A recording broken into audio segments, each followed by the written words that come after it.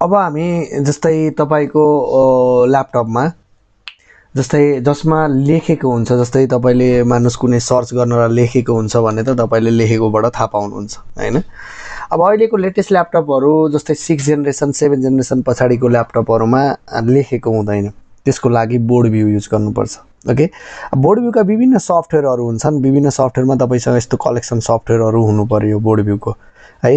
अब तपाईको जुन एक्सटेन्सन सपोर्ट गर्छ त्यो एक्सटेन्सनमा चलाउनु पर्यो। अब प्राय तपाईको ल्यापटप यो एउटा टुल र यो एउटा टुलमा तपाईको प्राय ल्यापटपहरू फोकस गर्छ। यसले चाहिँ लाइनिङमा देखाइदिन्छ, यसले चाहिँ तपाईको इन्डिकेसन मात्रै गर्छ, टुलमा फरक त्यति छ।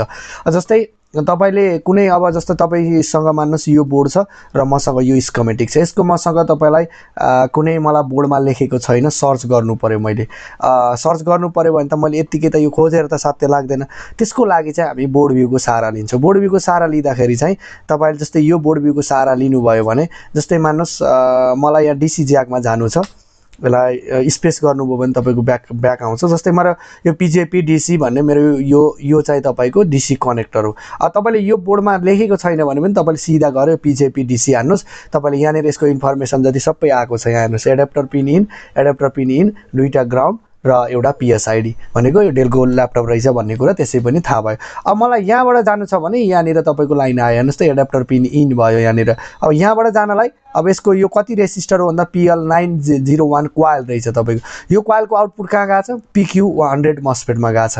अब PQ100 बाट कहाँ गएको छ? यहाँनिर गएको छ। यसरी देखाउँछ तपाईको।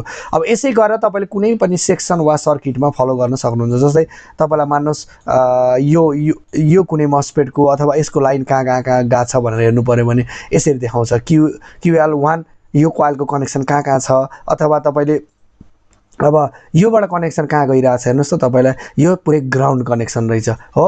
यो ग्राउन्ड कनेक्सन हो नि यो पोइन्ट के हो? यो पोइन्ट सप्लाई हो भने सप्लाईको पोइन्ट यहाँनिर गएको छ। अब यो सप्लाईबाट यो कहाँ गएको छ भनेर हेर्नुभयो भने यसरी कनेक्सन भएको छ।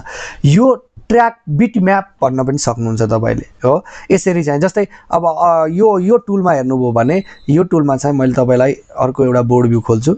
कुनै एउटा बोर्ड भ्यू खोल्नुस्। तपाईसँग बोर्ड भ्यूको कलेक्सन हुनुपर्छ। यदि तपाईसँग छैन भने यो फाइलहरु म सबै तपाईलाई प्रोवाइड गर्छु। ओके, जस्तै मैले तपाईको मान्नुस् या कुनै एउटा मान्नुस् तपाईले कुनै एउटा ल्यापटप लिनुस् हो। अलिकति हामी जस्तो तपाईको कुनै एउटा लिऊ, जस्तै मैले यही एउटा लिन्छु ल, यो एउटा लिए मैले हो। अब यो ल्यापटप लिए भनेपछि तपाईले यसमा चाहिँ जस्तै तपाईले यसमा कनेक्टरहरुको लाइन हेर्नुभयो भने यसको चाहिँ स्पेस त ब्याक गर्नुस्। अब यसमा तपाईले कहाँनिरबाट जाने, जस्तै मलाई मान्नुस् कुनै एउटा आईसी लाई लिऊ आधार हो। जस्तै मलाई यो पिनबाट यो कनेक्सन हेर्नु छ भने यो कनेक्सन के छ? यो मेरो प्राय ग्राउन्ड कनेक्सन हो। देख्नुभयो? अब यो 3 भोल्ट रनलाई हेर्नु न, यतापट्टि 3 भोल्ट रन रहेछ। कहाँ छ त 3 भोल्ट रन हेर्नु त? यति ठाउँमा 3 भोल्ट रन छ। देख्नुहुन्छ? अब यो लाइनमा कुनै एउटामा डिस्टर्ब आयो भने 3 भोल्ट रनमा डिस्टर्ब आउँछ। जस्तै मलाई यहाँनिर मस्फेट छ भने यो मस्फेटको कनेक्सन कहाँ दिएको छ? त्यसले वायर वाइज कनेक्सन दिन्छ। यहाँबाट कहाँ गएको छ त भन्दाखेरि तपाईले हेर्न सक्नुहुन्छ यहाँबाट यति कनेक्सन छ तपाईको हो। यसको आधारमा अब यसमा के सप्लाई छ त भन्दाखेरि PWR SRC, PWR SRC, power SRC, power SRC, मतलब 3 भोल्ट पावर SRC, 5 भोल्टको 5 volt 3 volt 5 volt 3 volt 5 volt 3 भोल्टको पावर SRC लाइन हो भनेको यो लाइन तपाईको कनेक्टेड कहाँ छ? 3 भोल्टको पावर SRC लाइन हो। अब यसको यहाँनिर हेर्नुभयो भने यो लाइन के हो? पावर SRC 5 भोल्ट हो। अब यो लाइन हेर्नुभयो भने के हो त? यो लाइन ग्राउन्डको लाइन दिएको छ। यो ग्राउन्ड लाइनसँग कनेक्टेड देखाएको छ। ग्राउन्ड लाइन त धेरै ठाउँ हुन्छ तपाईको, हेर्नु त तपाईको कनेक्सन देखाएको छ। यसरी चाहिँ तपाईले यसको आधारमा जस्तै मान्नुहोस् मलाई यहाँनिर स्किमेटिक छ तर मलाई बिटम्याप छैन, मलाई खोज्नु छ। तपाईले मान्नुहोस् कुनै एउटा जस्तो PJP DC यो खोज्नु छ भने मसँग यो स्किमेटिक हुन्छ। मैले यहाँ जान्छु र यहाँनिर गएर PJP DC यो खोज्छु। अब यसले मलाई त्यो ठाउँमा पुर्याइदिन्छ के। हेर्नुस् है, PJP DC देख्नुभयो?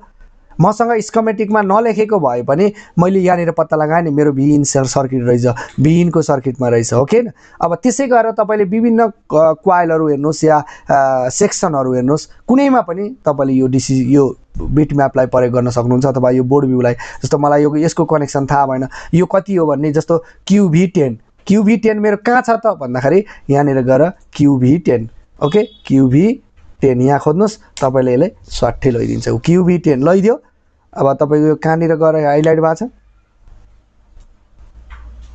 यहाँ हेर्नुहोस् है Qv10 के रहेछ मेरो Qv10 मस्पेट रहेछ हो यो मस्पेट रहेछ ओके हैन यो ड्रेन सोर्स गेट ओके मलाई यसरी लैदियो कहाँ के सप्लाई आ रहेछ power region supply power PWR enable supply आ रहेछ कुनमा लो सिग्नलमा ओके माथि तपाईको यसमा पुल अप रेजिस्टरमा के आछ यो B+ सप्लाई देख्नुहुन्छ नि यसरी चाहिँ तपाईले यो बोर्ड भ्यूको सहाराले जुनमा प्रिन्टेड हुँदैन जुनमा प्रिन्ट गरिएको हुँदैन त्यसको लागि चाहिँ तपाईले सजिलै फाइन्ड आउट गर्न सक्नुहुन्छ प्राय यो बोर्ड भ्यूमा चलेन भने यो बोर्ड भ्यूमा चलाउनुस् यो बोर्ड भ्यूमा एउटा सुविधा भनेको तपाईले कुनै पनि कनेक्टरको लाइन आउटपुट सिधै देखाउँछ यसले कहाँ कनेक्सन छ यो लाइन भन्ने कुरा तपाईको यसरी डिस्ट्रिब्युट गरिदिन्छ यसले हो यही हेर्नु त यो लाइन कहाँ कनेक्सन छ यहाँनिर रहेछ तपाईको यो रेजिस्टरमा आएको छ त्यसपछि गएर एउटा लाइन यहाँनिर टेस्ट पोइन्टमा आएको छ एउटा लाइन तपाईको यहाँनिर देख्न सक्नुहुन्छ एउटा लाइन यहाँनिर देख्न सक्नुहुन्छ जस्तै यो रेजिस्टरको लाइन हेर्नुभयो भने यो आईसी को 17 नम्बर यो आईसी कति हो भन्दा PU 3401 अब PU 3401 कहाँ गएर खोज्ने यहाँ स्किमेटिकमा गएर खोज्ने PU ओके यहाँनिर गएर खोज्ने PU यसले यहाँ देखाएन क्या एक मिनट जाउँ कति थियो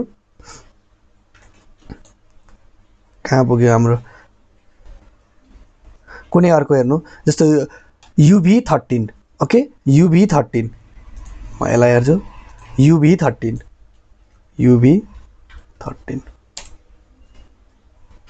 ओके UV13 यहाँनिर आएन तपाईले देख्न सक्नुहुन्छ UV13 एन्ड गेट रहेछ हैन त लजिक गेट लगाएर रहेछ in VCC ground output okay अब लजिक गेटको कन्सेप्ट तपाईलाई थाहा भयो भने तपाईले यहाँनिर होल्ड दुवैमा लो आउँदाखेरि के हुन्छ के आउँछ एन्ड गेट लगायो दुवैमा हाई मात्रै हाई आउँछ आउटपुट लो मिल्छ देख्नु भएको छ GPRST लो मिलिरहेछ यसरी चाहिँ तपाईको यो कन्सेप्ट अब यो डिक्स गर्नु पर्यो भने डिक्स टु UMA यो चाहिँ तपाईलाई मैले ग्राफिक्स कन्भर्जनको टपिक्समै बोलिसके ओके अब यसरी चाहिँ तपाईले बिटम्याप को अथवा बोर्ड भ्यूको सहाराले पनि तपाईले अहिलेका लेटेस्ट ल्यापटपहरुमा स्किमेटिकलाई रिड गर्न सक्नुहुन्छ ओके क्लियर छ अब तपाईले यति क्लियर भइसकेपछि सायद ल्यापटप रिपेयर गर्न सक्नुहुन्छ अब यसलाई चाहिँ ध्यान दिनुस् भिडियो 2 चोटी 3 चोटी हेर्नुस् गरिसकेपछि तपाईलाई प्रब्लम आउँदैन ओके